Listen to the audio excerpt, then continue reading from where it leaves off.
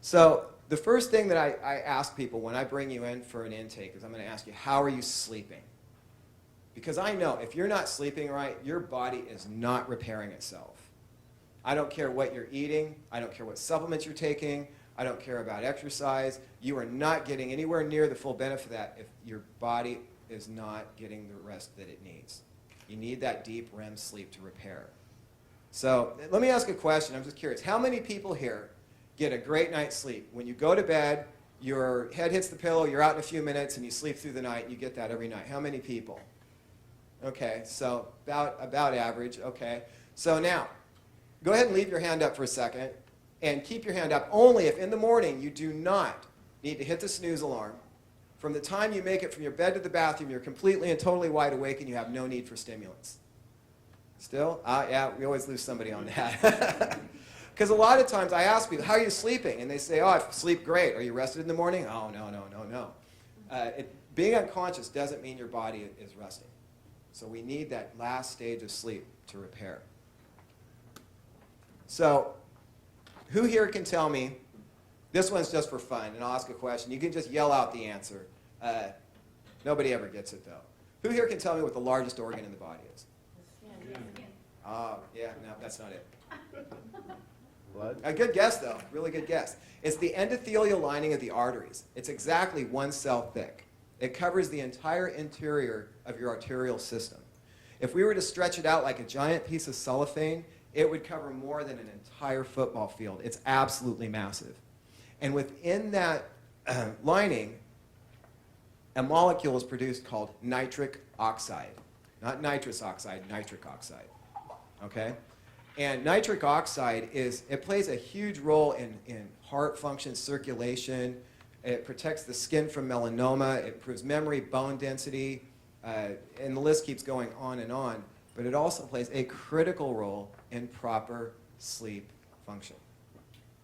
So how do we boost nitric oxide? Well, we can boost nitric oxide by eating foods like kale, beets, pomegranate chard. Those are the big ones. And by the way, kale is way on the top of the list for that. Most of us don't eat a lot of kale. We just don't. Some do, but it's something we're just out of the habit of doing it. Unfortunately, they don't have that at drive-thru, so. And even if they did, I don't know how many people get it. But bringing up those levels is critically important.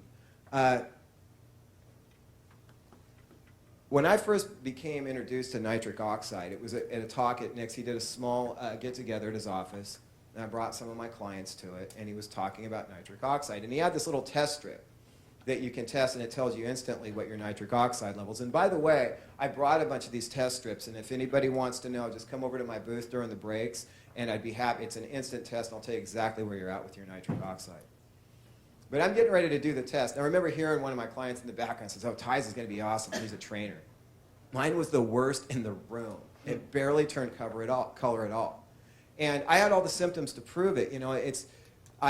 It took me a long time to get going in the morning. And it creeps up on you slow.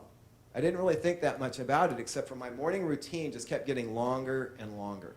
And I was very comfortable with it because it was a routine. It was a whole little ritual that I'd been put together that I got really comfortable with, and I'd go through it, and then I'd finally go to Starbucks and drink my latte and start my day like everybody else.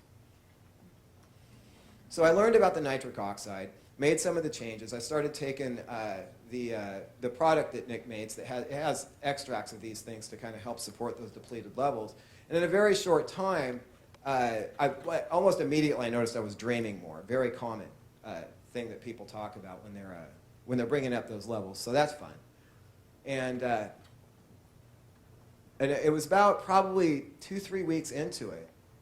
I'm walking around the house in the morning, and it's driving me crazy. Something was missing.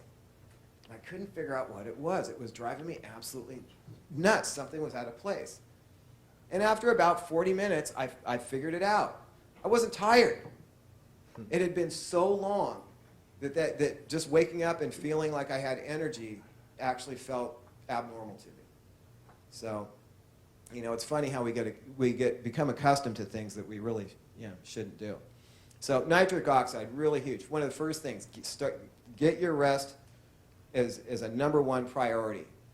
Once you start sleeping right, then we can start addressing a lot of other things.